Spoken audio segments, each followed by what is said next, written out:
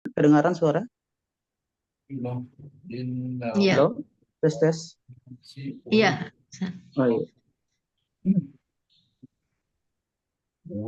Bismillahirrahmanirrahim. Assalamualaikum warahmatullahi wabarakatuh. Waalaikumsalam warahmatullahi wabarakatuh. Alhamdulillah nahmad Hidupkan mikrofonnya Ustaz Ahmad. min sayyi tes, tes. Ya, silakan. Innal hamdalillah nahmaduhu wa nasta'inuhu wa nastaghfiruh wa na'udzu billahi min sururi anfusina wa min sayyiati a'malina may yahdihillahu fala mudilla lahu wa may yudlil fala hadiya lahu. Asyhadu an la ilaha illallah wa asyhadu anna Muhammadan abduhu wa rasuluh. Pertama-tama selalu kita ucapkan syukur kepada Allah Subhanahu wa taala yang telah memberikan kita nikmat iman, nikmat Islam serta nikmat kesehatan sehingga kita bisa hadir pada pertemuan kali ini dalam keadaan sehat walafiat. Amin. Allah. Dalam kajian spesial menjelang Zulhijjah yang bertemakan tentang ayat-ayat seputar kurban yang insya Allah akan dibawakan oleh Ustadz Rizal Hamzah LC Hafizahullah. Salawat serta salam tak lupa kita aturkan kepada junjungan kita Nabi besar Muhammad sallallahu alaihi wasallam beserta keluarganya dan insya Allah kepada kita selaku umatnya yang selalu mengikuti jalannya, sunnah-sunnahnya hingga hari akhir insya Allah. Amin amin ya rabbal alamin. Ya Rabbal Alamin. Baik, untuk mempersingkat waktu, untuk mengefisienkan waktu, kita langsung arahkan kepada pemateri yakni Ustadz Rizal Hamzah LC Hafizahullah. Pada beliau kami persilakan. Iya. Jazakumullah khairan katsir. Baik. Terima kasih MC Barakallahu Fiik. Bismillahirrahmanirrahim. Assalamualaikum warahmatullahi wabarakatuh. Waalaikumsalam warahmatullahi wabarakatuh. Alhamdulillahi rabbil alamin. Segala puji hanya milik Allah, Rabb yang menciptakan kita, Rabb yang menciptakan alam semesta.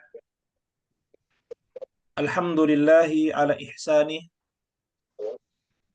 Begitu banyak kebaikan-kebaikan dan nikmat yang Allah limpahkan kepada kita. Baik itu yang ada di dalam anggota tubuh kita maupun yang ada di luar anggota tubuh kita. Iya. Baik yang terlihat maupun yang tidak terlihat. Wa syukru lahu ala taufiqihi wa amtinani. Hendaknya kita selalu bersyukur atas kemudahan-kemudahan dari Allah, atas taufik dari Allah Subhanahu wa taala. Khususnya kita bisa berada dalam kajian spesial pada pagi hari ini merupakan salah satu taufik dari Allah Subhanahu wa taala. Tidak ada daya dan upaya kecuali bersumber dari Allah Subhanahu wa taala.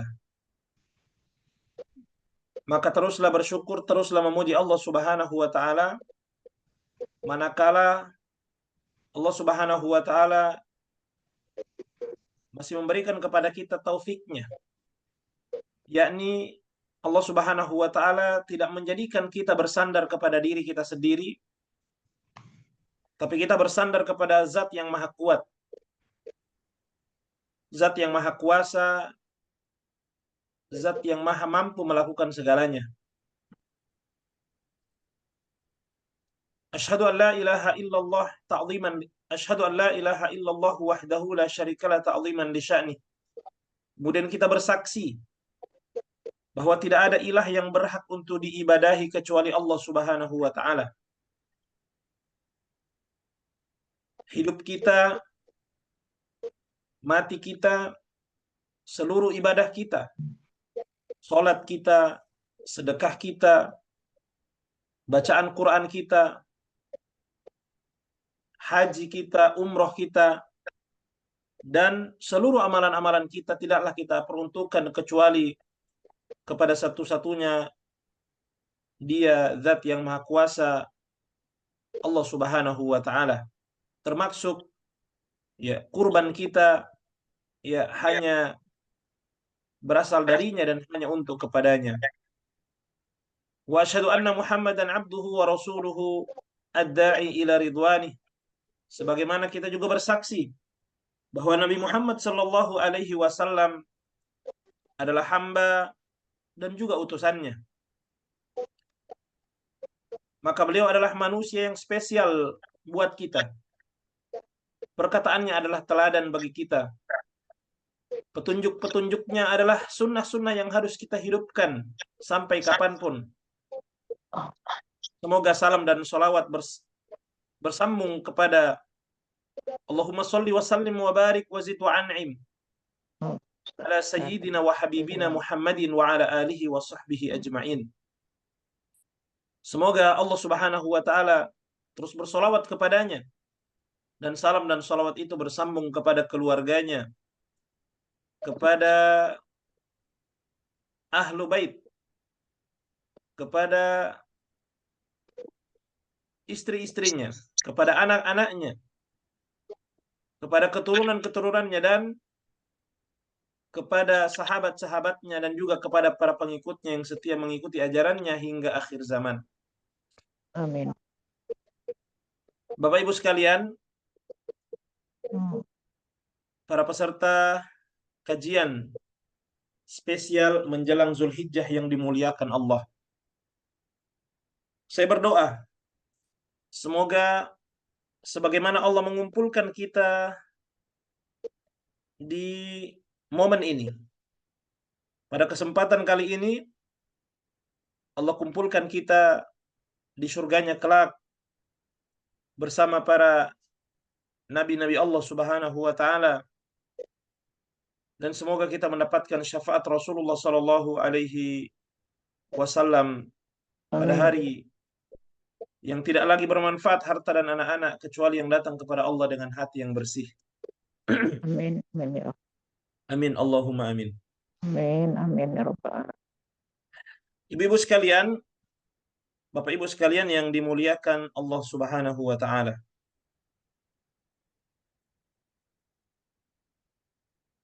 Ya, ini slide-nya sudah muncul ya? Belum Ustaz. Enggak, slide ininya, ayat-ayat seputar kurban sudah? Belum Pak Ustaz. Sudah, tulisan udah. Ya, tulisannya ada ya? Ada. Oke, baik. Pada kesempatan kali ini kita akan membahas hal-hal yang seputar kurban dan Zulhijjah, yang mana insya Allah sudah berada di di depan kita. Para peserta sekalian, jamaah sekalian,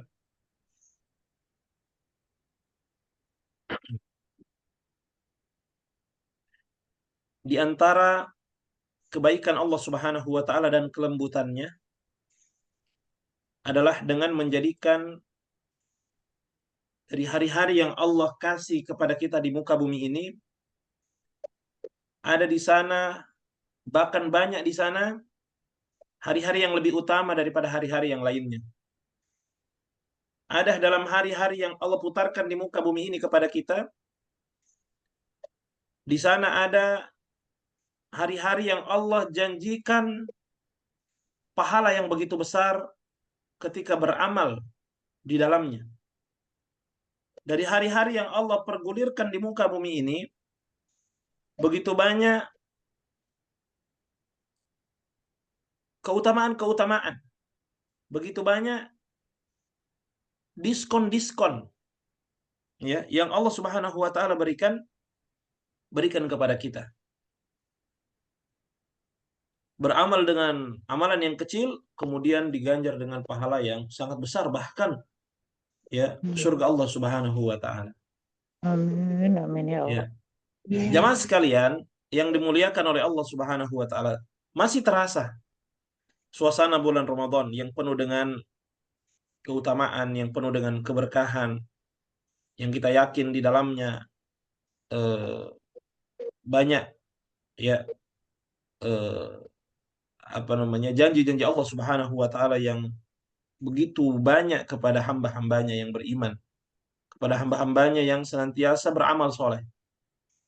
Kemudian setelah itu kita masuk kepada bulan Syawal, yang mana di sana ada juga amalan berpuasa 6 hari di bulan Syawal, yang mana dengan 30 hari ditambah 6 hari ya menjadi pahala seperti puasa selama setahun penuh. Setahun.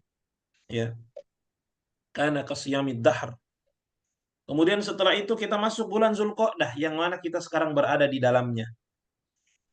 Ya, bulan Zulqa'dah adalah salah satu pada bulan yang mulia.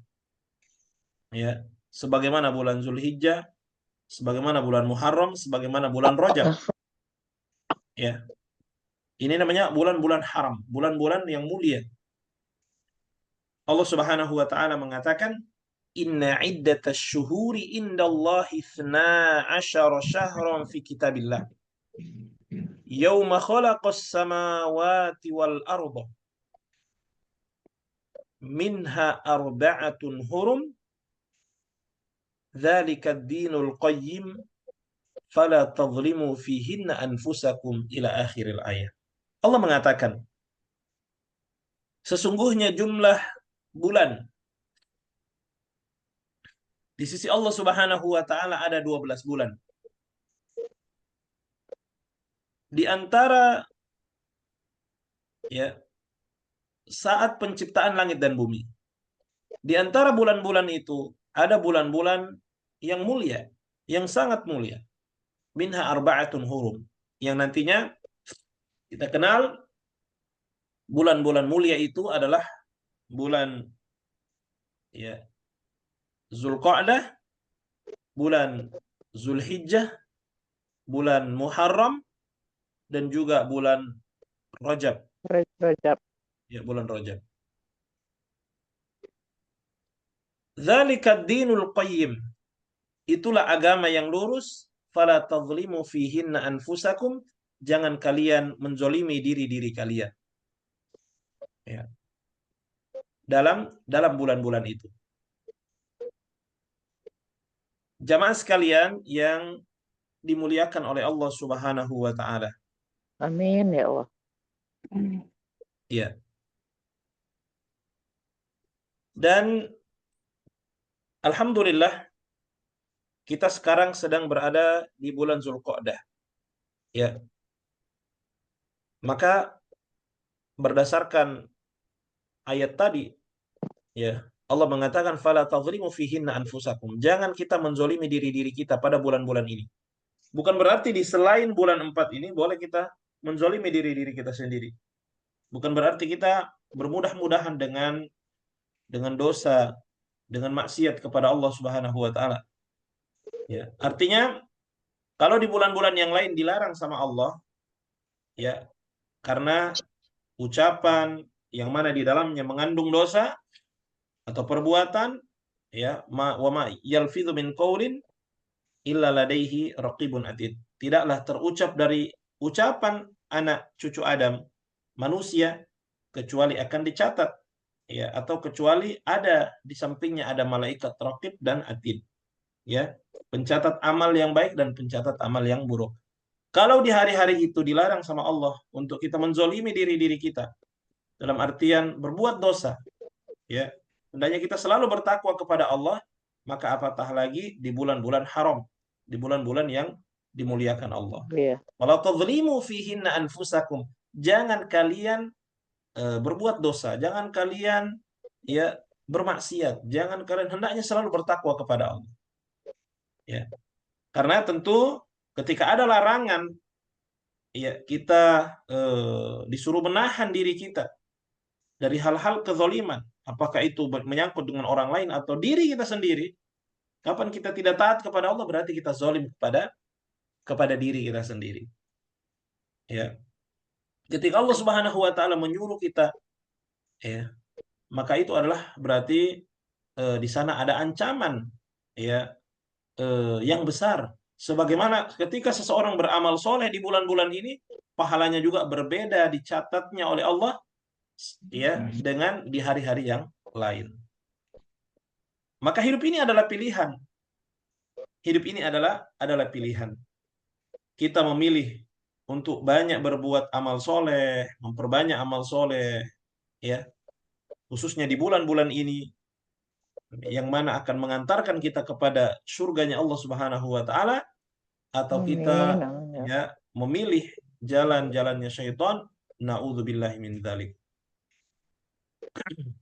Jamaah sekalian yang dimuliakan oleh Allah Subhanahu wa taala. Ya. Sebentar lagi kita akan masuk bulan Zulhijjah. Ya.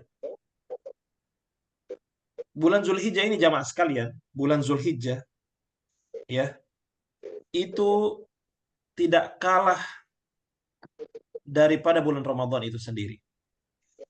Ya. Keutamaan yang ada di bulan Zulhijjah, ya. Bahkan sebagian mengatakan 10 awal bulan Zulhijjah itu lebih istimewa, lebih unggul, lebih utama jika dibandingkan dengan 10 terakhir bulan Ramadan. Ya, kita tahu bulan Ramadan adalah bulan yang mulia. 10 pertama, 10 kedua, apalagi 10 yang terakhir.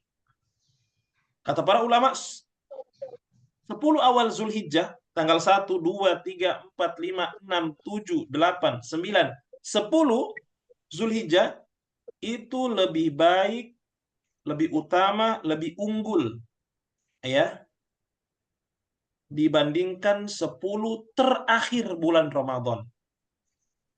Jika dilihat dari siang harinya. Ya, siang harinya. Mengapa? Ya. Mengapa? Karena di bulan Zulhijjah ini jamaah sekalian, terkumpul ibadah-ibadah induk. Terkumpul ibadah-ibadah yang agung, terkumpul ibadah-ibadah yang besar. Ya. Bisa kita ya sebutkan ibadah-ibadah apa saja yang ada di bulan Zulhijjah. Yang pertama, di sana ada ibadah puasa. Tanggal berapa kita disunahkan banget berpuasa? 9 Tanggal Zulhijjah. 9 Zulhijjah. Ya. Di sana ada puasa. Kemudian di sana ada ibadah haji. Di bulan Zulhijjah itu. Ya, salah satu dari rukun Islam. Ya, ibadah yang besar. Kemudian di dalamnya ada ibadah sholat. Ya. Kita ruku, kita sujud, kita mengagungkan ya syiar Allah Subhanahu wa taala. Ya. Khususnya pada sholat Idul Adha. Bahkan para ulama mengatakan Idul Adha lebih utama dibandingkan sholat Idul Fitri. Idul Adha, ya, itu keutamaannya sangat banyak, ya, sangat banyak. Ya. Jika dibandingkan dengan Idul Fitri. Kemudian di dalamnya ada ibadah sedekah, ya, ada ibadah sedekah. Jadi orang yang berkurban, ya, sepertiganya adalah untuk disedekahkan. Kemudian satunya lagi adalah ibadah kurban itu sendiri. Ya. Jadi kurban ini bukan hanya berkaitan dengan tentang kita mensedekahkan, Tentu itu adalah amalan yang berikutnya. Tapi berkurban sendiri ini adalah bentuk takwa kepada Allah Subhanahu wa taala, bentuk pengagungan kepada Allah Subhanahu wa taala. Jadi terkumpul di dalamnya ibadah-ibadah induk yang bahkan sebagian ibadahnya itu tidak kita temukan dalam ibadah-ibadah yang dalam waktu-waktu yang lain. Bulan yang lain. Ya, bahkan ya di sana ada pahala yang Allah kasih seperti orang yang pergi berjihad, tidak kembali harta dan tidak juga kembali jiwanya. Artinya apa? Dia membawa seluruh hartanya dan tidak kembali ya satu dari keduanya. Dia meninggal di medan perang, di medan jihad, kemudian juga dia tidak kembali juga dengan hartanya. Seseorang yang beramal soleh di bulan itu. Jamaah sekalian yang dimuliakan oleh Allah Subhanahu wa taala. Kita akan masuk pada pembahasan tentang seputar kurban. Ya, seputar kurban. Ini adalah amalan ya yang hanya dilakukan di bulan Zulhijjah. Setahun sekali. Setahun sekali dan keutamaannya sangat-sangat banyak, sangat-sangat besar, tapi masih banyak kaum muslimin tidak mengetahui tentang ini. Ya, khususnya mereka yang diberikan oleh Allah keluasan harta, diberikan oleh Allah Subhanahu wa taala kemampuan. Ya, tapi karena ketidakpahaman mereka ya karena minimnya edukasi kepada mereka sehingga mereka menyia-nyiakan padahal mereka adalah orang-orang yang memiliki keluasan harta yang mereka bisa berkurban mungkin setiap tahunnya. Ya. Jamaah sekalian yang dimuliakan Allah Subhanahu wa taala. Cukuplah bagi kita bahwa Nabi Shallallahu alaihi wasallam itu setiap tahun berkurban. Berapa tahun Nabi SAW di Madinah? Beliau 10 tahun. Selama itu pula setiap tahunnya beliau berkurban, beliau menyembelih ya pada Idul Adha atau di hari-hari tasyrik atas namanya dan atas nama keluarganya. Itu menunjukkan bahwa ya ini amalan besar sehingga Nabi tidak mau meninggalkan setiap tahunnya. Ini amalan bukan main-main ganjarannya. Ya, ini adalah bentuk mendekatkan diri kita kepada Allah Subhanahu wa taala, yakni kita mengalirkan darah, kita persembahkan untuk yang mengalirkan darah pada hewan tersebut, yakni Allah Subhanahu wa taala. Ya. Dan Allah Subhanahu wa taala menyebutkan ya, syariat kurban ini adalah syariat yang Allah syariatkan mulai dari manusia pertama. Sebagian mungkin mengira ini mulai dari Nabi Ibrahim. Ya, mulai dari Nabi Ibrahim. Ya, asal muasal disyariatkannya berkurban nih, kita hari ini berkurban setiap Idul Adha dan hari-hari tasyrik ya di bulan Zulhijjah, asal muasalnya adalah berasal dari Nabi Ibrahim alaihissalam. Tapi umat-umat sebelum Nabi Ibrahim alaihissalam ya mereka juga memiliki syariat-syariat kurban. Syariat menyembelih itu sudah ada, sudah dikenal. Setiap umat itu ada. Tidak dihapus oleh Allah Subhanahu wa taala bahkan sampai nabi kita Nabi Muhammad sallallahu alaihi wasallam nabi yang terakhir. Ya. Allah mengatakan di dalam surat Al-Hajj. Dalam surat Al-Hajj ayat yang ke-34. Allah mengatakan ba'da a'udzu billahi minasyaitonir rajim wa likulli ummatin ja'alna mansakan liyadhkuru ismallah على ما رزقهم الله من بهيمة الأنعام فإلهكم إله واحد falahu aslimu fabashiril mukhbitin. Allah mengatakan, walikulli ummah, pada setiap umat itu kami telah menjadikan ya mansakan, ya menyembelih, penyembelihan pada setiap umat. Ya, artinya mulai dari Nabi Adam, Nabi Nuh, Nabi setelahnya sampai Nabi Muhammad itu ada kurbannya. Ya, sampai ke Nabi Muhammad SAW tidak dihapus. Ja'alna mansak, mansak itu nusuk, yakni menyembelih hewan kurban. Ya. Untuk apa? Liyadhkurusmallah, agar mereka ya, menyebut nama Allah Subhanahu wa taala. Itu menunjukkan bahwa ketika kita menyembelih tidak boleh kita menyebutkan ya selain nama Allah. Ya. Bismillah, Allahu Akbar. Orang menyembelih kan seperti itu ya. Bismillah dengan menyebut nama Allah, Allahu Akbar, Allah yang Maha Besar. Allahumma hadza minka wa ilaika walak. Ya Allah, ini darimu dan untukmu. Bukan berarti Allah butuh darahnya, Allah butuh dagingnya. Tapi Allah yang sampai kepada Allah adalah takwa dari kita. Karena tidaklah seseorang ikhlas berkurban, mengeluarkan hartanya kecuali karena itu takwa dari dirinya. Kecintaannya kepada Allah Subhanahu wa taala melebihi kecintaannya kepada harta dan dunia ini. Ya, liyadhkurusmallah, agar mereka menyebut nama Allah. Maka tidak boleh ya kita peruntukkan kurban itu kepada selain Allah Subhanahu wa taala. Manakala seseorang berkurban kemudian untuk Allah atas nama Allah, maka wa may yu'azzim sya'airallah, maka siapa yang mengagungkan syiar-syiar Allah, fa inna dzalika min taqwal qulub, maka sesungguhnya itu adalah menunjukkan ketakwaan hati seseorang. Liyadhkurusmallah, agar mereka menyebutkan nama Allah. Ya, ala ma razaqahumullah, atas apa yang Allah telah rizkikan kepada mereka. Ya.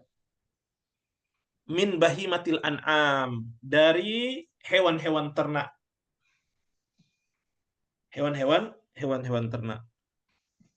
Allah mengatakan fa ilahukum ilahu wahid, maka Tuhan kalian adalah Tuhan yang satu.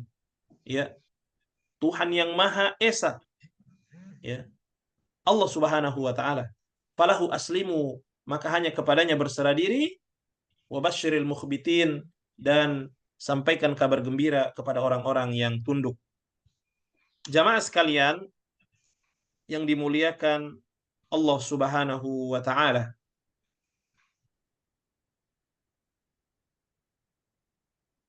Kita katakan tadi bahwa syariat kurban ini ya dikenal ya bahkan dari manusia pertama.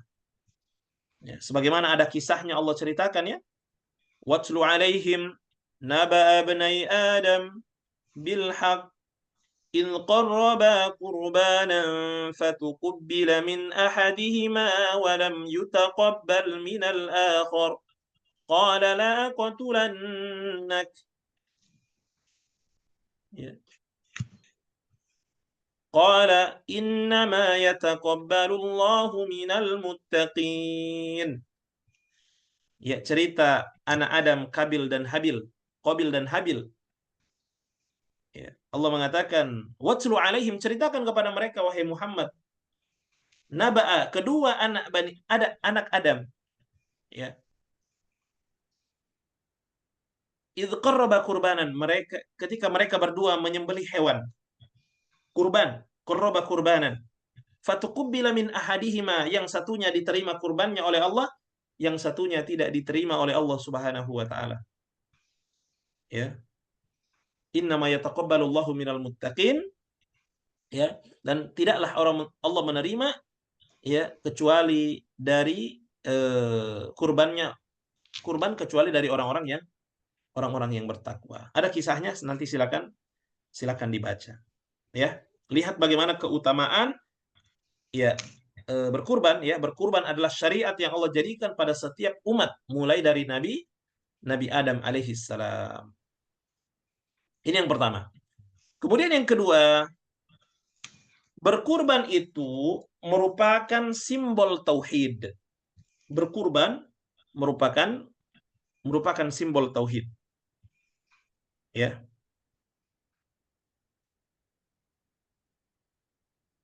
Orang yang mengagungkan Allah Subhanahu wa taala, ya. Dan kita wajib mengagungkan Allah Subhanahu wa taala. Maka ketika menyembelih, tidaklah menyembelih itu kecuali untuk Allah Subhanahu wa taala. Sebagai bentuk pengagungan kepada Allah Subhanahu wa taala. Ya. Maka siapa yang berkurban kemudian untuk selain Allah, ya, untuk penjaga ini, untuk syaitan, untuk jin, untuk kuburan, untuk wali ini, untuk si mayit dan seterusnya, maka itu hukumnya adalah kesyirikan. Sebagaimana ya seseorang yang menyembelih atas nama Allah atau untuk Allah Subhanahu wa taala itu adalah tauhid. Ya. Dan orang yang menyembelih kepada selain Allah itu adalah bentuk kesyirikan dan kedurhakaan kepada Allah Subhanahu wa taala. Ya. Dan menyembelih ini jamaah sekalian itu tidak hanya dikenal oleh orang-orang yang beriman. Bahkan orang-orang musyrik pun mereka menyembelih. Ya kan? Orang-orang musyrik, orang-orang yang tidak beriman pun mereka menyembelih hewan-hewan mereka, ya, atau kurban-kurban mereka. Ya, tapi untuk siapa? Untuk patung ini, untuk sesembahan ini, untuk sebagai ini dan seterusnya. Ya. Ada sebuah kisah yang Nabi SAW kisahkan, ya, yang Nabi SAW kisahkan bahwa dakhala rajulun fi dzubabin wa dakhala an-nar wa dakhala rajulun an-nar fi dzubabin. Seseorang masuk surga gara-gara seekor lalat dan masuk neraka gara-gara seekor lalat. Maka para sahabat bertanya, "Kaifa dzalika ya Rasulullah?" Bagaimana itu terjadi ya Rasulullah? Maka Rasul SAW menceritakan suatu ketika marra rajulani ala qaumin, ada dua orang melewati satu kaum. Ya, satu kaum, mereka melewati satu kaum. Dan sebelum mereka melewati kaum ini, sampai kepada kaum ini, ya, maka orang yang berada atau kaum itu mengatakan kepada salah seorang di antara mereka, ya, qarib jika engkau mau melewati ini, maka ya sembeli sesuatu. Ya, maka sembeli sesuatu. Maka dia mengatakan, aku tidak memiliki sesuatu untuk aku berkurban. Dia bilang, sembah sesuatu untuk patung kami ini. Jadi kaum ini memiliki patung. Yang mana orang yang mau lewat di situ dia harus menyembelih sembelihan apa saja. Maka dia mengatakan, aku tidak memiliki sesuatu. Tidak sapi, tidak kambing, tidak ayam. Ya, maka dia bilang, qarib walau dzubaban. Sembelih satu hewan walaupun itu hanya seekor lalat untuk patung ini. Ya, agar kau bisa dikasih jalan, dikasih akses untuk melanjutkan perjalanan. Lalu kemudian karena dia ingin melewati jalan itu, maka dia mencari seekor lalat, lalu kemudian lalat yang kecil dia sembelih atas nama sonam itu atau patung itu. Ya. Maka karena dia telah menyembelihnya, lalu apa? Lalu orang ini diberikan akses dan dan dia berhasil melewati kaum itu, kata Nabi SAW, fadakhalan nar, maka dia masuk neraka. Hewan yang kecil, tapi karena dia menyembelihnya bukan untuk Allah, tapi untuk patung, ya, untuk sesembahan mereka, sehingga Nabi mengatakan dia masuk ke dalam neraka. Kemudian yang satunya lagi, ya, jika dia ingin lewat, maka hendaknya dia menyembelih satu hewan untuk patung yang ada pada kaum tersebut. Lalu dia mengatakan, aku tidak akan melakukan itu. Ya. Menyembelih untuk ini. Ya, dia bilang, qarib walau dzubaban, sembelih sesuatu walaupun itu hanya seekor lalat. Ya. Maka orang ini, ya, karena keimanannya kepada Allah, dia tidak mau menyembelih kepada selain Allah Subhanahu wa taala. Lalu kemudian kaum tersebut ya fadaraba unuqahu, lalu kaum itu memenggal lehernya. Nabi mengatakan fadakhalal jannah, lalu dia dimasukkan ke dalam surga Allah Subhanahu wa taala. Ya. Ya. Masya Allah. Ini menunjukkan jemaah sekalian, ya, bahwa ini adalah simbol tauhid. Ya. Karena penyembelihan itu tidaklah seseorang menyembelih itu kecuali bentuk pengagungan kepada siapa yang dia sembah. Ya. Orang menyembelih sapi, kerbau, ya. Kita lihat di orang-orang musyrikin kan seperti itu. Ya. Bentuk pengagungan yang paling luar biasa itu kepada sesembahannya, kepada patungnya, kepada dewanya.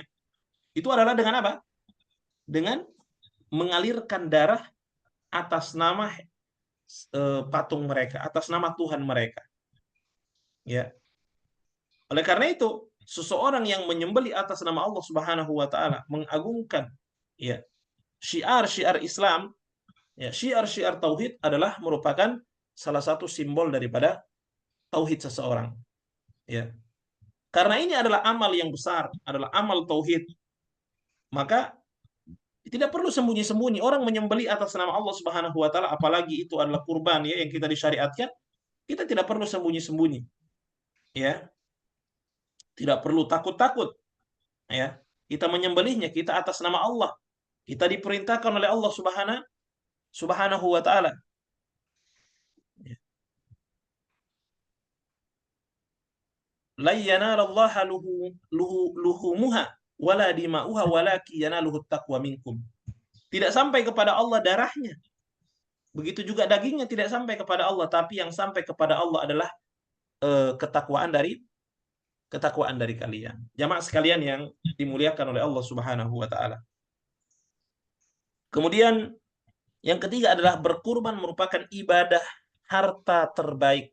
Ibadah merupakan ibadah harta terbaik. Ya. Allah Subhanahu wa taala menggandengkan antara perintah sholat dengan perintah apa? Perintah menyembelih. Di surat apa itu? Saya rasa semuanya hafal. Ya. Al-Kautsar. Al-Kautsar. Allah mengatakan, "Inna a'tainakal kautsar." Sesungguhnya kami telah memberikan kepadamu nikmat yang banyak. Ya, inna a'tainakal kautsar fasholli. Shol itu salat, maka salatlah. Ya, li rabbika, untuk Tuhanmu, wanhar, dan menyembelihlah.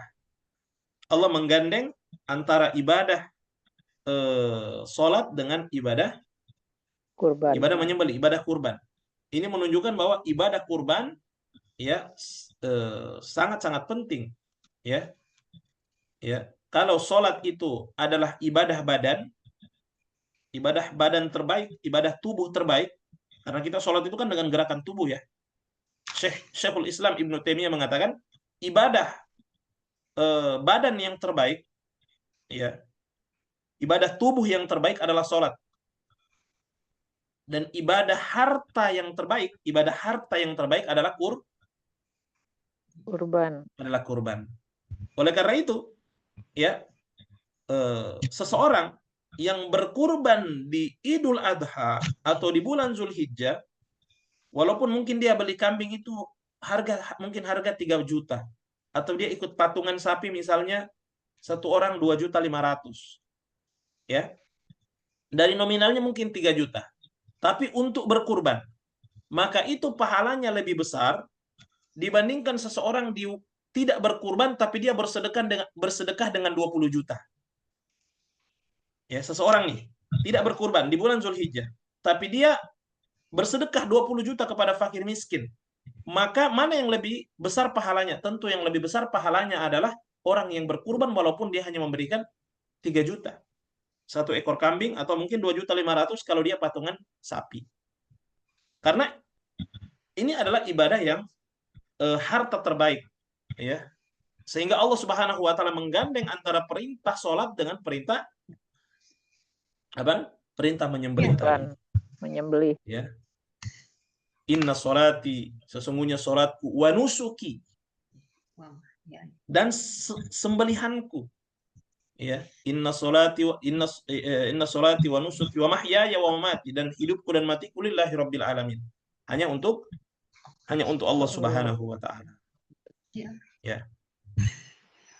Ya. Jamaah sekalian yang dimuliakan oleh Allah Subhanahu wa taala. Ini adalah amalan yang sangat besar, amalan yang sangat luar biasa. Ya. Sehingga Nabi SAW tidak meninggalkannya setiap tahun. Ya. Maka ini adalah isyarat bahwa kita orang-orang yang memiliki kemampuan, ya, diberikan kemampuan oleh Allah Subhanahu wa taala, maka jangan sampai kita menyia-nyiakan keutamaan ini. Ya. Baik, kita masuk kepada fikih kurban. Kita masuk kepada fikih kurban.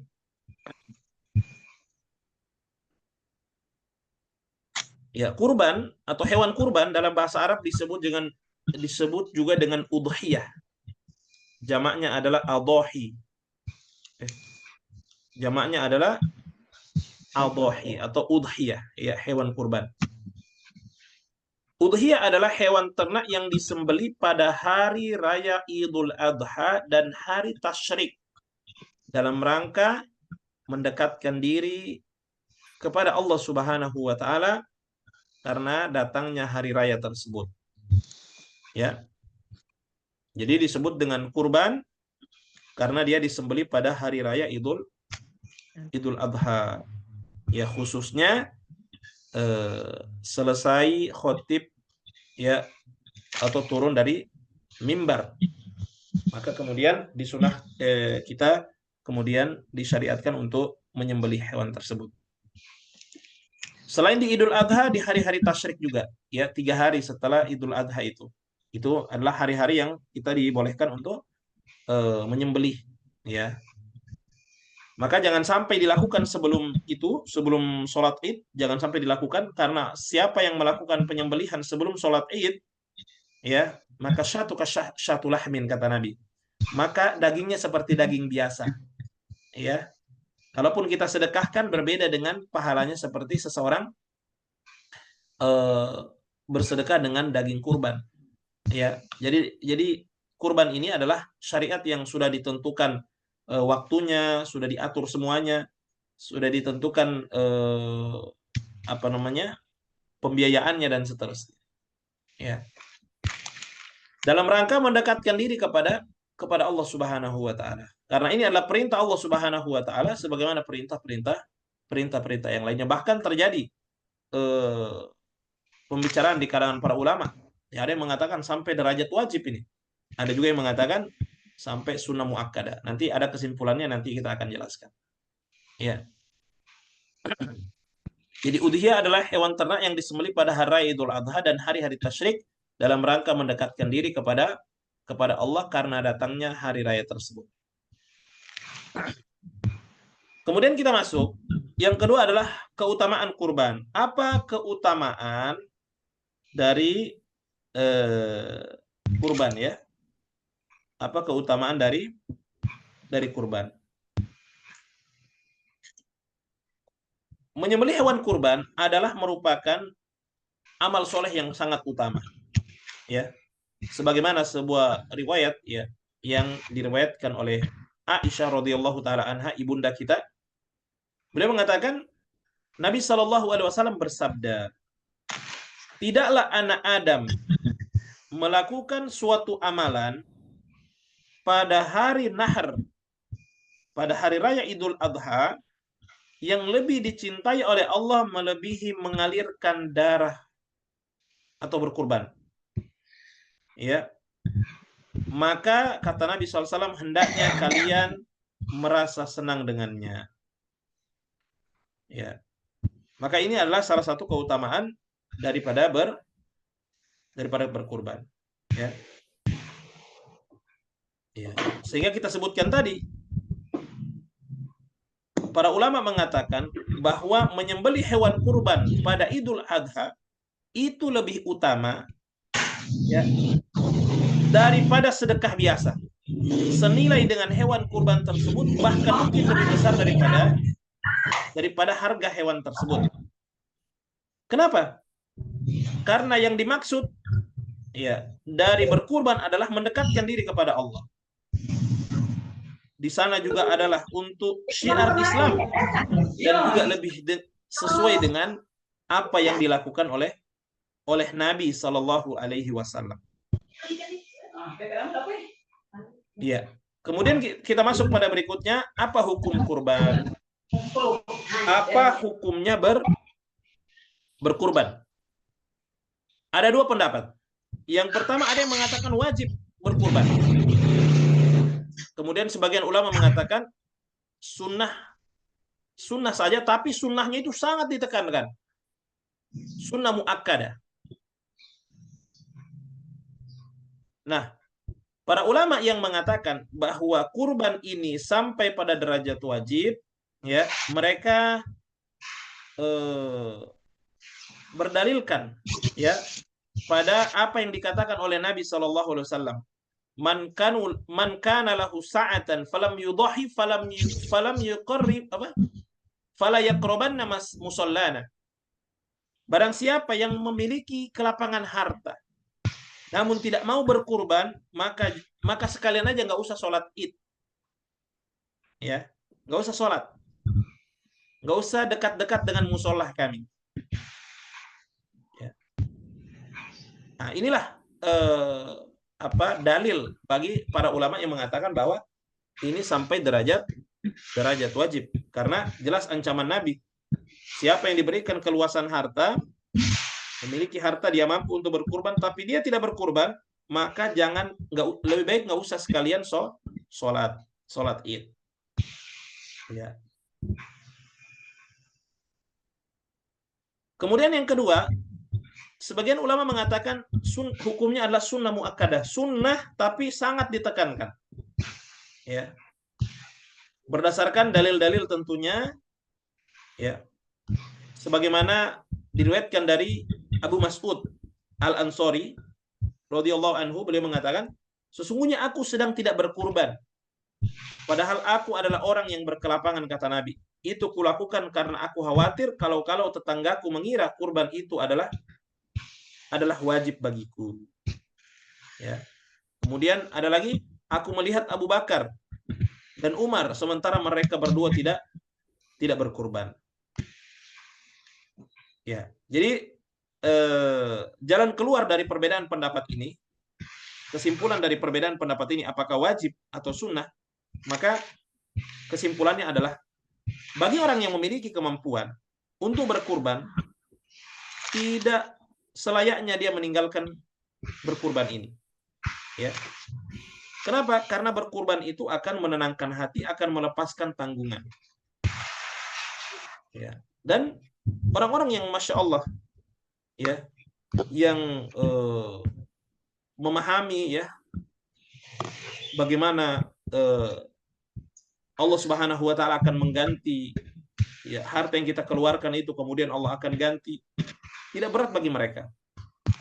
Tapi orang-orang yang tidak meyakini bahwa di balik semua itu akan ada gantinya, ya, maka mereka akan bermudah-mudahan, padahal mereka memiliki kemampuan. Ya. Kenapa? Karena Nabi Shallallahu Alaihi Wasallam mengatakan, ya, setiap pagi itu ada dua malaikat yang diutus oleh Allah Subhanahu Wa Taala. Yang satu berdoa, Allahumma a'ti munfiqan khalafa. Ya Allah, berikan ganti kepada orang yang berinfak, ganti harta mereka.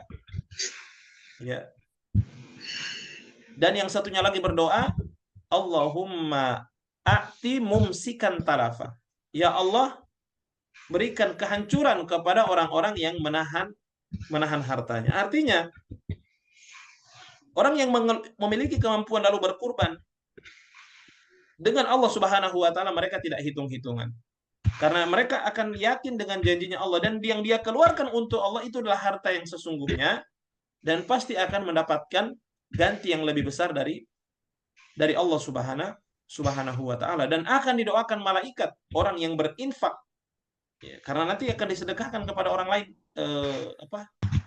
dagingnya itu akan masuk dalam, ya, yang didoakan oleh malaikat, Allahumma a'ti munfiqan khalafa. Ya Allah, berikanlah ganti harta orang yang berinfak. Ya. Jadi yang pertama ada yang mengatakan wajib, ada yang mengatakan sunnah muakkadah. Ya, kesimpulan daripada perbedaan pendapat para ulama adalah yang memiliki kewajiban maka jangan sampai dia menyia-nyiakan, wajib bagi dia, dan yang tidak memiliki kemampuan maka tidak wajib baginya.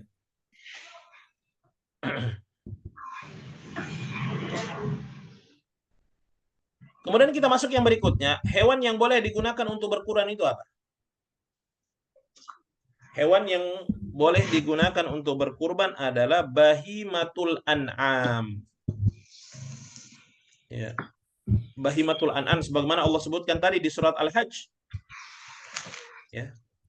Bahwa apa? Liyadhkuru smallahi ala ma razaqahumullahu min bahimatil an'am. Agar mereka menyebut nama Allah atas apa yang telah Allah rizkikan kepada mereka berupa bahimatul an'am, yakni hewan-hewan ternak.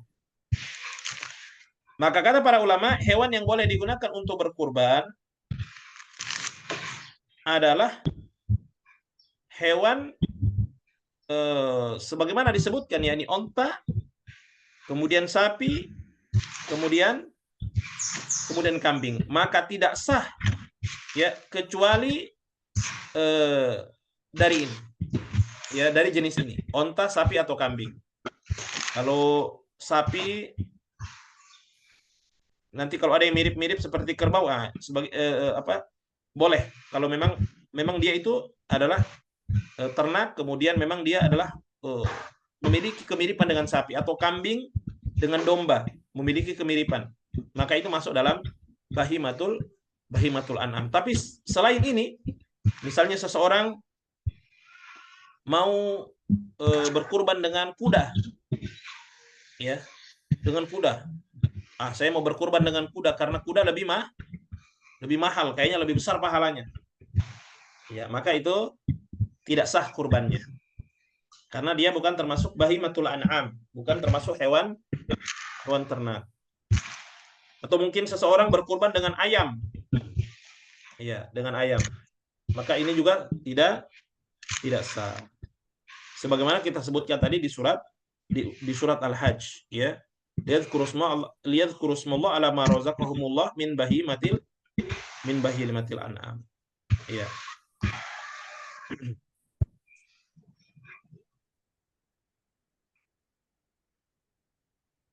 Ya, kemudian yang berikutnya adalah pembatasan yang boleh membiayai pengadaannya. Pembatasan yang boleh membiayai pengadaannya. Yang pertama adalah seekor kambing itu dari satu orang. Kambing dari satu orang. Kemudian sapi itu bisa dari 7 orang untuk pengadaannya, biaya pengadaannya. Kemudian onta bisa dari 10 orang untuk pengadaannya. Ini jumlah apa namanya? Jumlah maksimal. Ya. Nah, kalau kita rinci berarti seekor kambing itu tidak boleh patungan. Seekor kambing itu biaya pengadaannya murni dari dompet satu orang atau uang pribadi satu orang. Misalnya seorang kepala keluarga, kepala rumah tangga, dia memiliki istri, kemudian memiliki misalnya 3 anaknya. Maka untuk pengadaan kambing, misalnya mereka mau menyembelih kambing, maka ini harus dari satu orang saja, tidak boleh. Misalnya anaknya ada gaji, dia kasih misalnya 500.000, anak yang kedua juga 200.000, sehingga bisa membeli misalnya kambing harga 4 juta. Tidak boleh. Maksimal dia adalah satu orang saja kalau dia kambing. Akan tetapi pahalanya ya akan tetap anggota keluarganya akan mendapatkan. Ya, suaminya yang berkurban dari dompetnya, ya, dari harta pribadinya, akan tapi pahalanya akan didapatkan oleh siapa? Oleh istrinya, oleh anaknya, atau mungkin ada orang yang tinggal di rumahnya yang dalam tanggungannya, atau mungkin ada anggota keluarganya yang sudah meninggal dunia, maka dia akan mendapatkan pahala sebagaimana orang yang berkurban atau orang yang membiayai itu.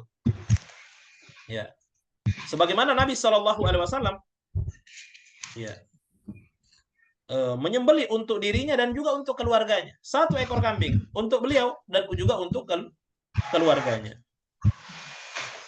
Ada sebuah hadis ya, Abu Ayyub radhiyallahu anhu mengatakan, pada masa Rasulullah SAW, seorang suami menyembelih seekor kambing sebagai kurban bagi dirinya dan keluarganya.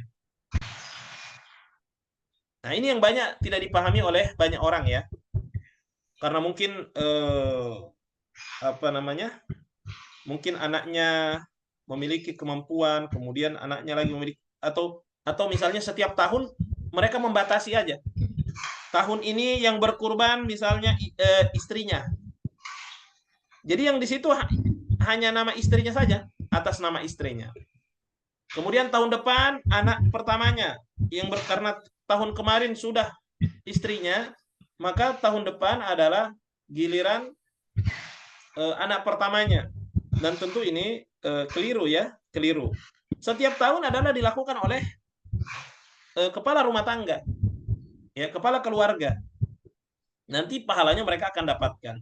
Tahun berikutnya lagi seperti tahun berikutnya lagi. Jadi tidak mengkhususkan pada nama satu orang saja. Bukan seperti itu. Ya. Kalau sapi maka itu dari 7 orang. Ya, dari 7 orang. Ya.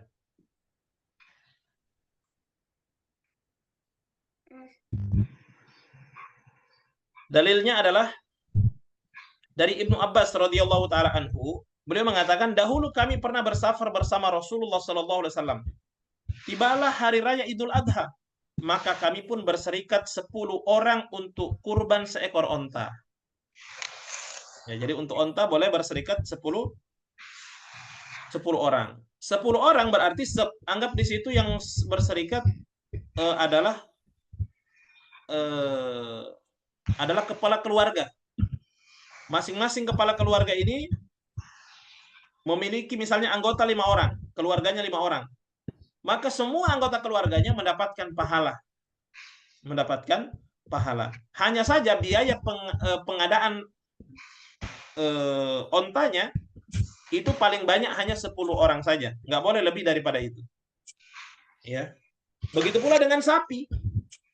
Ya, sedangkan untuk seekor sapi kami berserikat sebanyak 7 orang, dikatakan oleh Nabi Shallallahu Alaihi Wasallam. Akan tetapi misalnya di situ 7 orang, ya berarti 7 kepala keluarga. Berarti masing-masing kepala keluarga ini mendapatkan pahala sebagaimana keluarganya juga akan ikut masing-masing mendapatkan pahala. Ya, jadi bukan digilir ya, tahun ini atas nama kamu ya, tahun depan atas nama ini, anak ini, tahun depan tidak. Tetap atas nama kepala keluarga itu dan semuanya akan mendapatkan pahala ya. Nanti kalau ada yang belum paham nanti bisa ditanyakan ya.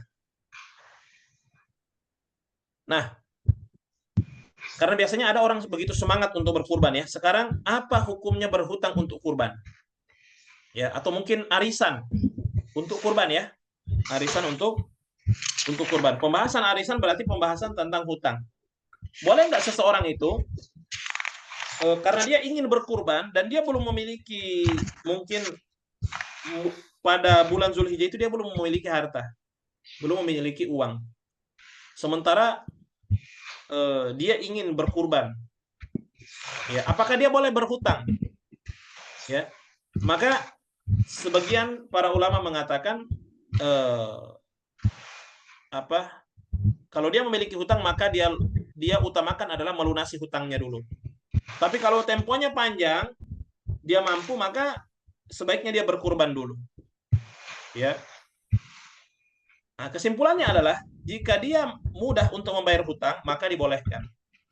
Ya. Jika dia mudah nih membayar hutang, nanti dia akan membayarnya dengan mudah hutangnya itu tidak terbebani, maka dia boleh berhutang lalu kemudian dia untuk kurbannya. Ya.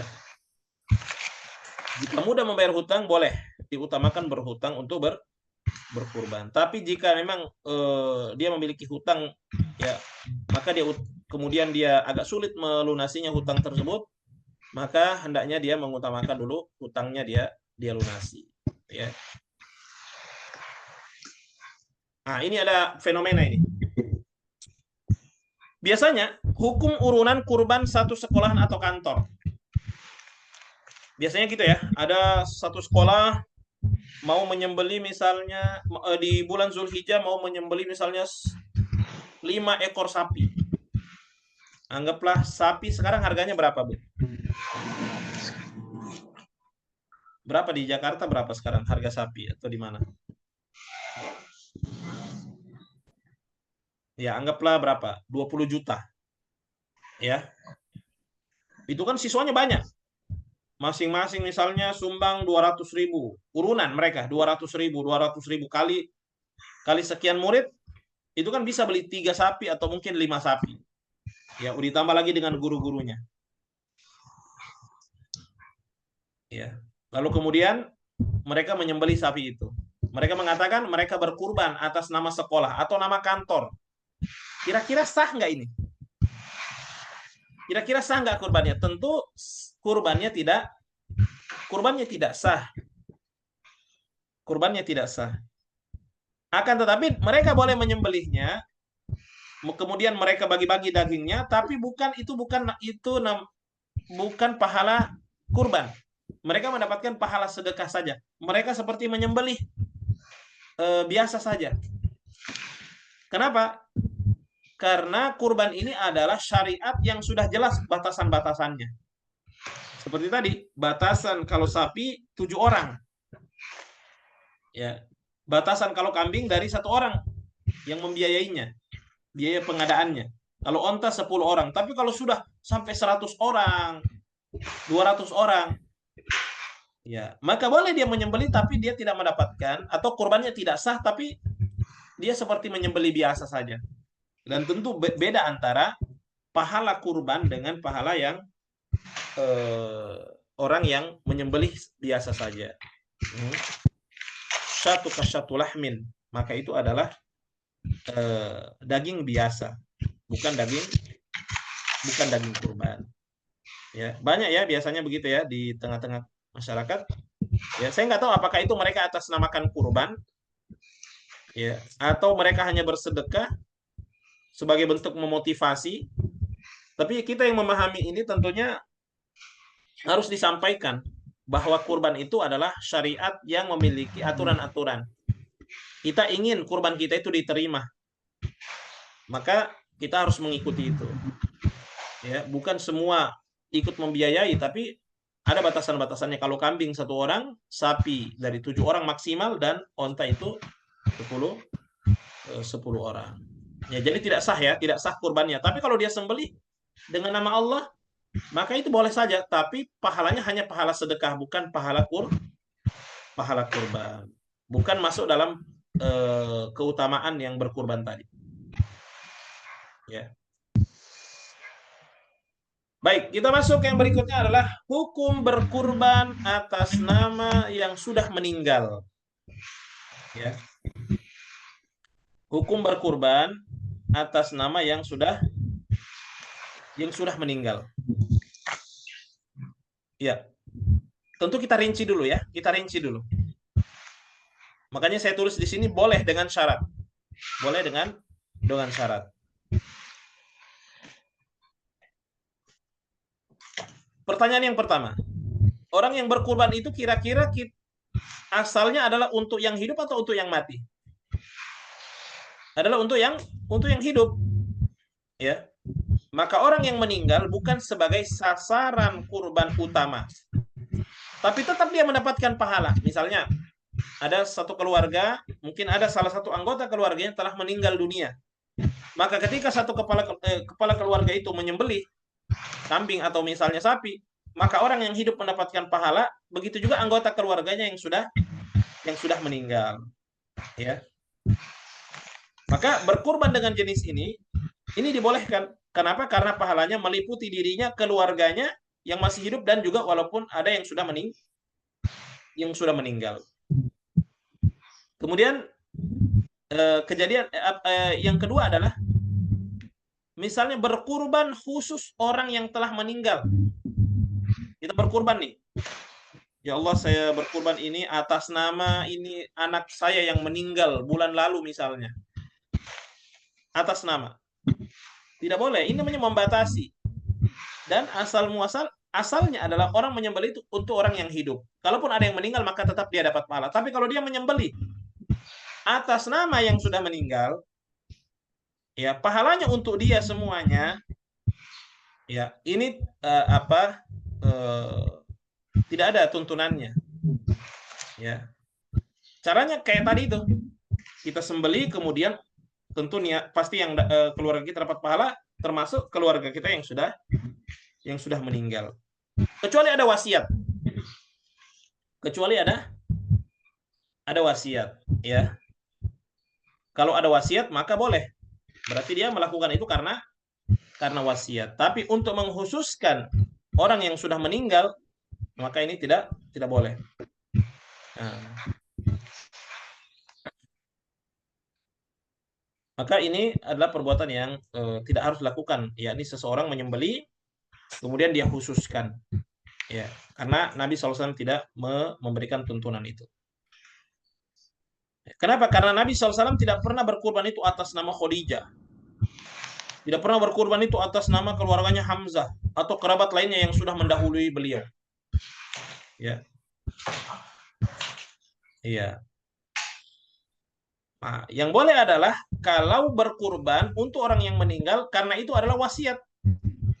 Ya, misalnya dia wasiatkan agar keluarganya berkurban ya untuknya jika nanti dia meninggal. Maka berkurban untuk kasus seperti ini diperbolehkan ya, jika dalam rangka menunaikan wasiat daripada si mayit. Ya, makanya saya tulis di sini hukum berkurban atas nama orang yang sudah meninggal adalah boleh dengan syarat tadi, yakni dengan ketika itu wasiat. Ya. Kemudian umur hewan yang bisa dikurbankan yang bagaimana? Ya. Kata Nabi Shallallahu alaihi wasallam, janganlah kalian menyembelih kurban kecuali musinnah. Ya. Musinnah itu adalah dari kata sin itu yang sudah keluar giginya. Nah, ini kita sudah buatkan rinciannya bahwa onta itu 5 tahun, sapi itu minimal sudah berusia 2 tahun, kambing itu minimal sudah berusia 1 tahun, dan domba itu adalah 6 bulan. Ya. Adalah 6 bulan.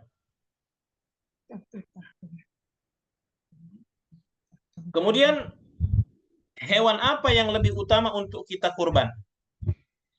Hewan apa yang lebih utama untuk kita kurbankan? Maka tentu yang lebih utama dan lebih disukai untuk dikurbankan adalah yang gemuk ya dan sempurna. Ya, bukan yang mahal ya, yang gemuk. Karena ada hewan-hewan itu dia mahal bukan karena gemuknya, karena mungkin tanduknya. Ya, tanduknya yang bagus ya. Nah, atau mungkin warnanya bukan, tapi karena gemuk dan sempurna ya, sehat ya. Bukan yang mahal, karena ada yang mahal karena keunikannya ya. Tidak. Tapi hewan yang utama untuk kita kurban adalah yang besar dan gemuk. Ya, dalilnya adalah apa? Allah mengatakan, "Wa may yu'azzim sya'airallah." Siapa yang mengagungkan syiar-syiar Allah, maka sungguhnya itu berasal dari ketakwaan hati. Mengagungkan, berarti kalau kita mengagungkan syiar Allah, ya berarti kita pilih ya kurban adalah kurban yang terbaik. Ya. Berdasarkan juga ayat ini, Imam Syafi'i mengatakan orang yang berkurban disunahkan untuk memilih hewan kurban yang besar dan gemuk. Ya. Jika dia memiliki kemampuan. Ya. Dahulu Umamah bin Sahal mengatakan, dahulu kami di Baninya biasa memilih hewan yang gemuk dalam berkurban. Dan memang kebiasaan kaum muslimin ketika itu adalah berkurban dengan hewan yang gemuk-gemuk. Ya. Iya, maka hendaknya kita memperhatikan ini ya.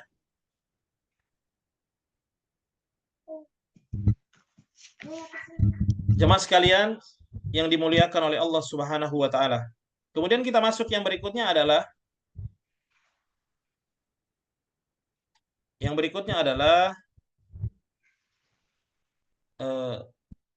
hewan ya. Cacat hewan kurban. Yang mana hewan yang cacat yang tidak boleh kita jadikan hewan kurban. Yang pertama adalah yang buta sebelah matanya dan jelas kebutaannya. Ya, yang buta sebelah matanya atau kedua-duanya, yang mana butanya itu jelas terlihat. Ya, jelas terlihat.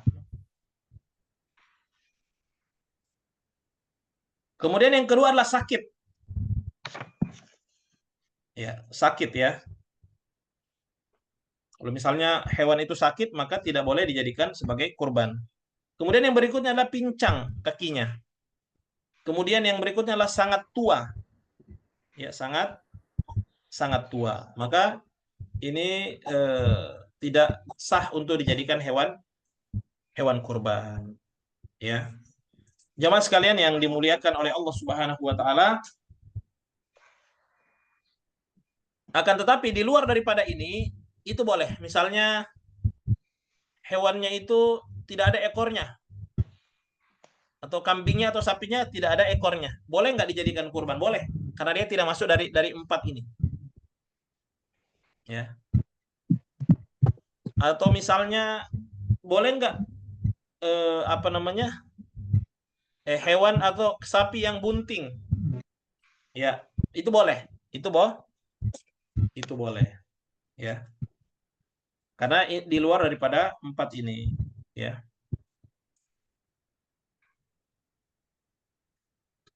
Baik. Jemaah sekalian yang dimuliakan Allah Subhanahu wa taala. Ini jelas slide yang terbaru?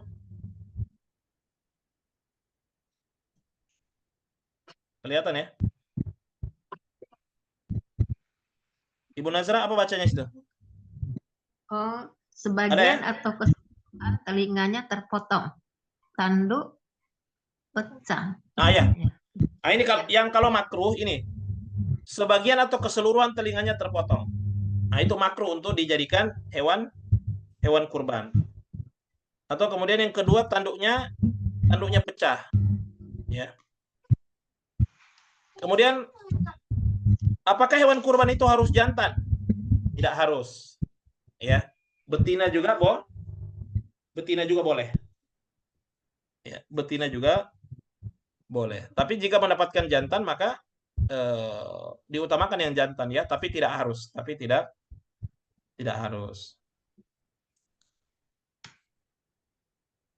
Ya. Kemudian larangan bagi yang hendak berkurban. Ya. Larangan bagi yang hendak berkurban.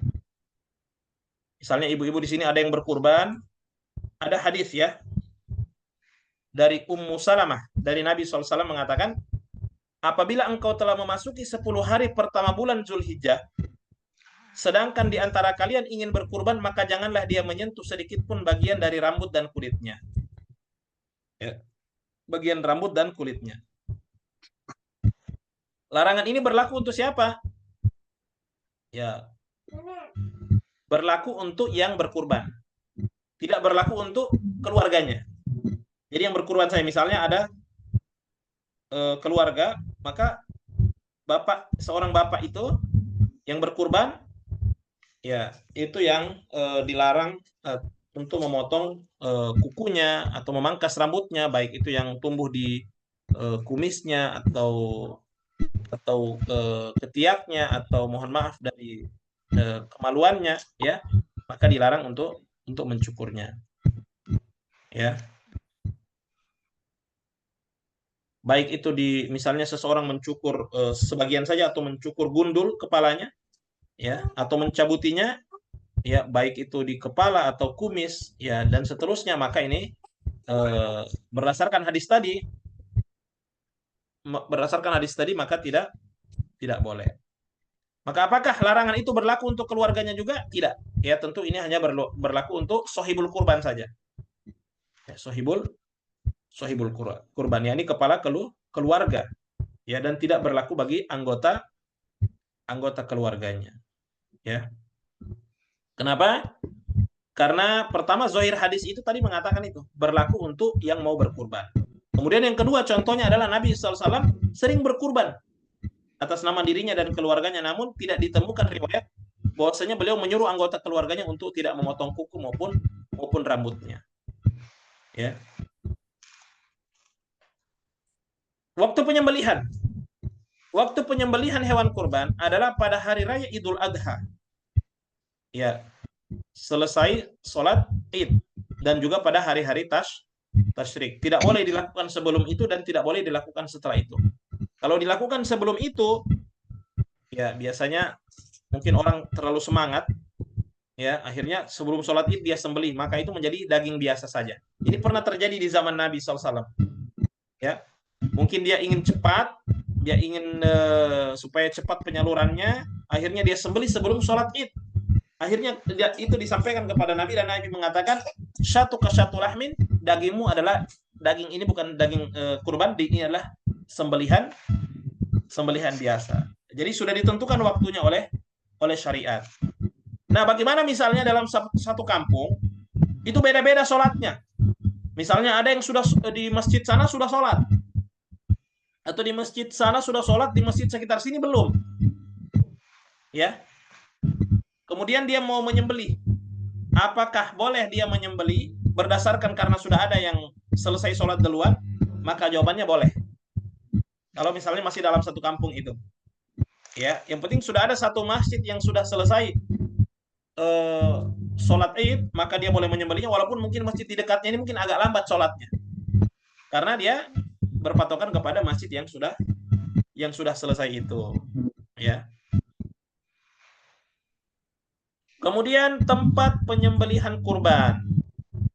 Tempat penyembelihan kurban itu tempat yang disunahkan untuk menyembelih adalah tanah lapangan, tempat sholat Id diselenggarakan. Nah, Nabi juga melakukan itu. Karena ini adalah syiar. Ya, ini adalah syiar yang harus diumumkan kepada manusia, yang harus diagungkan. Ya.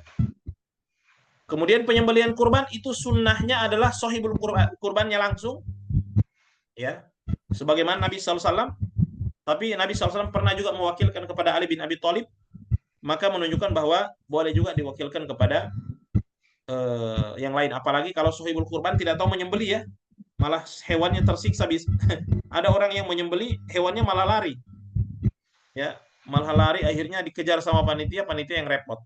Nah, kalau nggak ahli, ya udah serahkan aja kepada siapa? Kepada yang memiliki keahlian untuk menyembelih. Pemanfaatan hasil sembelihan, ya. Jadi sepertiga boleh untuk dimakan sendiri bersama keluarga, sepertiganya lagi boleh disedekahkan kepada yang membutuhkan, dan juga boleh sepertiganya lagi dihadiahkan kepada orang kaya atau mungkin orang kafir yang kita ingin ambil hatinya agar mereka melihat Islam, itu boleh. Ya. Nah, ini saya tulis di sini, bolehkah memberikan daging kurban kepada orang kafir? Maka jawabannya boleh, ya. Baik, tentu jemaah sekalian, ini adalah pengantar, ya, dari fikih kurban. Ya, semoga Allah Subhanahu wa taala memberikan kita kemudahan untuk melakukan amal soleh yang satu ini, ya, karena ini adalah pahalanya sangat besar, dan Nabi SAW memberikan contoh kepada kita agar memperhatikan syariat yang mulia ini. Baik, demikian pelajaran kita hari ini. Ya, barakallahu fikum. Wassallallahu ala sayyidina Muhammadin wa ala alihi wa sahbihi wasallam. Kalau ada pertanyaan-pertanyaan silakan. Ustaz, izin bertanya. Ya, Iya. silakan Ibu Nazra. Assalamualaikum. Ustaz, bila kita berkurban di kota yang lain, apakah tempat kita tinggal bila saya diberi kurban itu bolehkah diterima? Bagaimana Ibu? Bila saya berkurban di kota yang lain, kota terus Suaranya putus-putus Ibu. oh gitu. Ibu berkurban di kota lain. Tapi di tempat saya tinggal, saya diberi kurban. Mungkin oleh Ibu diberikan kurban, diberikan ya, daging. Enggak. Ya. Boleh. Begitu ya? Boleh. Oh gitu. Ya. Maksudnya boleh menerimanya atau enggak? Iya. Boleh. Karena saya boleh. katakan tadi kurban itu dibagi 3. Sepertiga untuk dimakan yang punya kalau dia sembelih di dekat situ ya. Tidak kalau sudah dia sembelih misalnya di tempat lain. Iya. Okay. Ya, berarti dia sedekahkan. Oh ya, berarti masih kemudian yang berikutnya adalah dia sedekahkan kepada fakir miskin.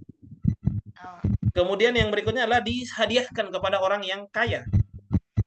Jadi kalau ibu tidak termasuk orang yang yang mendapatkan sedekah, ya berarti ibu dikasih hadiah, maka itu boleh ibu terima.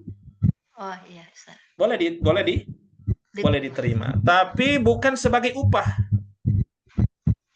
Iya. Misalnya karena ibu di situ adalah ketua PKK misalnya, atau ibu itu adalah istrinya takmir masjid,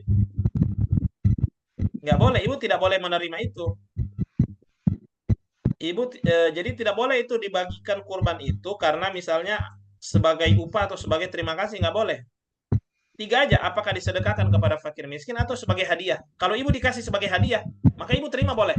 Tapi kalau ibu terima itu karena ibu misalnya istrinya imam masjid yang diselenggarakan itu, nggak boleh. Tanya dulu, ini sebagai apa? Sebagai hadiah. Maka itu boleh ya. Silakan. Ustadz, boleh tanya Ustadz? Silakan. Assalamualaikum.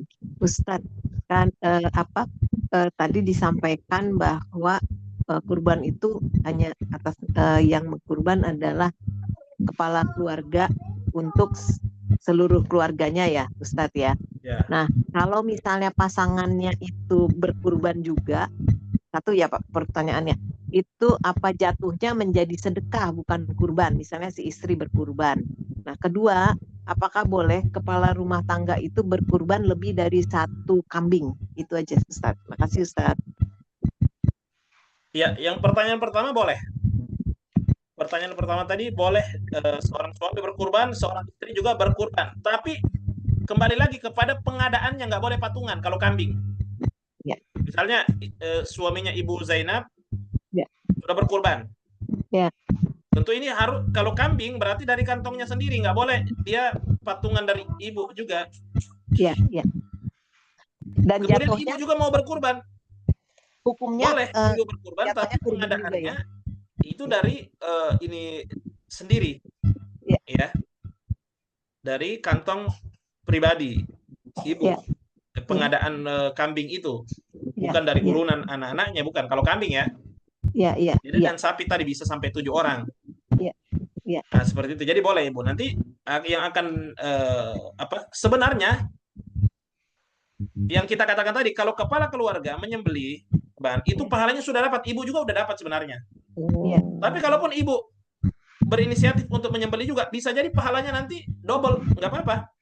Nggak apa-apa. Double, dan bisa jadi keluarga ibu, misalnya dari yang pernah dalam tanggungan ibu, misalnya ada adiknya, itu akan mendapatkan juga pahala. Ya, itu lebih bagus. Itu yang penting tadi aturannya adalah pengadaannya kalau kambing dari 1 orang. Ya. Nah, kemudian pertanyaan kedua tadi apa, Bu? Kalau tadi ya? Oh, kepala rumah tangga itu berkurban lebih dari 1 kambing, boleh? Boleh. Nabi SAW itu berkurban ya banyak ya, bukan hanya 1 kambing, ya. Boleh. Baik. Syukran Ustaz. Ya, syukran. Baik.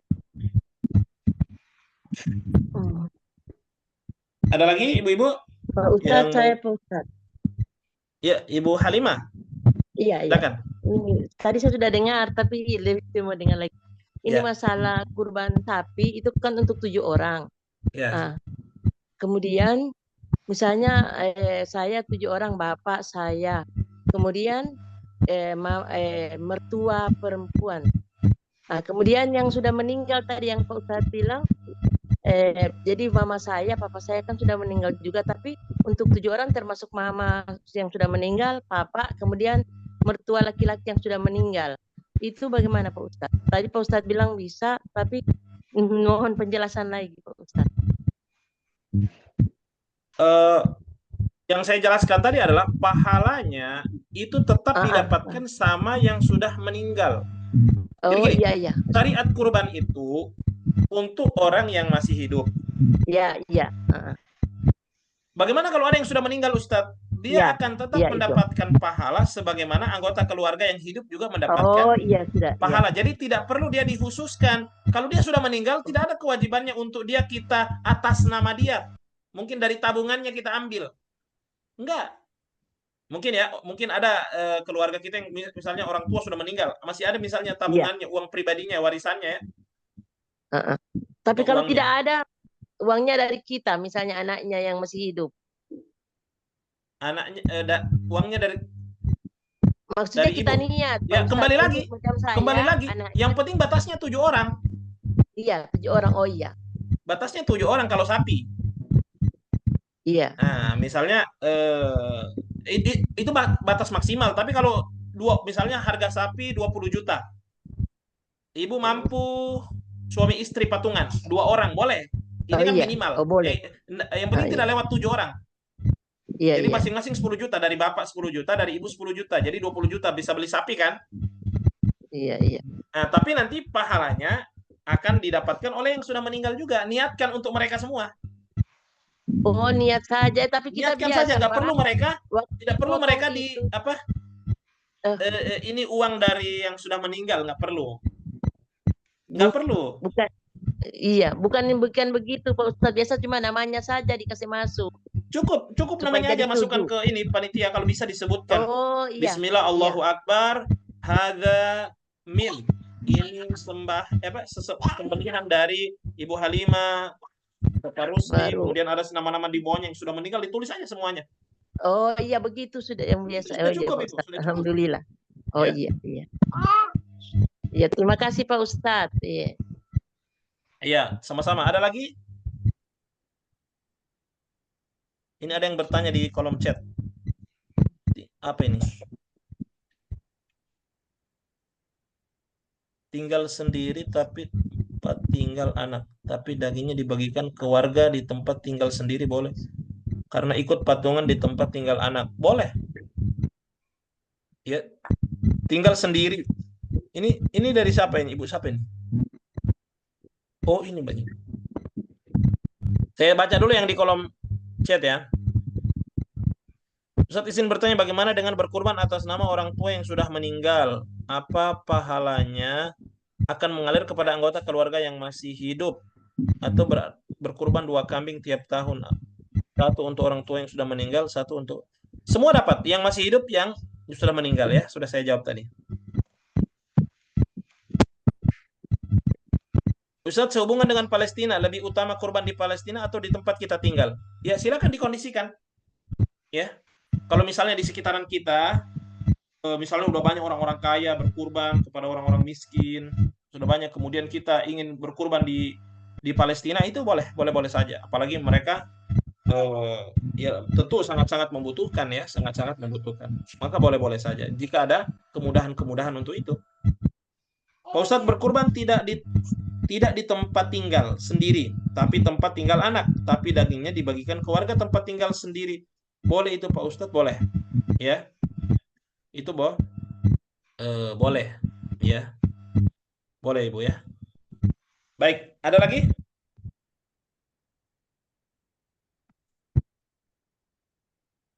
Insyaallah cukup Ustaz.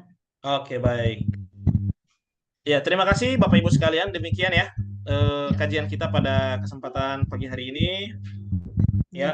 Sehat selalu ibu-ibu. Semoga Allah mudahkan dalam amal-amal soleh.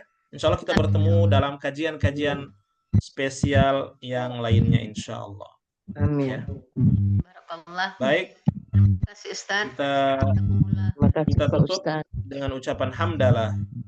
Alhamdulillah. Alhamdulillahirabbil alamin. Kita akhiri subhanakallahumma bihamdika asyhadu an la ilaha illa anta astaghfiruka wa atubu ilaik. Assalamualaikum warahmatullahi wabarakatuh. Waalaikumsalam warahmatullahi Warahmatullahi wabarakatuh. wabarakatuh. Sama-sama Bunda. Ya, terima kasih Pak Syukron Ustaz. Bunda Rafa atas kehadirannya, barakallahu fi. Assalamualaikum. Ya, Afan, Kak Rizal. Masya Allah, gimana kabarnya Bunda Rafa? Ustaz. Gimana kabarnya Bunda? Alhamdulillah. Masya Allah, cukup lengkap penjelasannya. Alhamdulillah. Alhamdulillah, hadir dari awal ya Bu ya?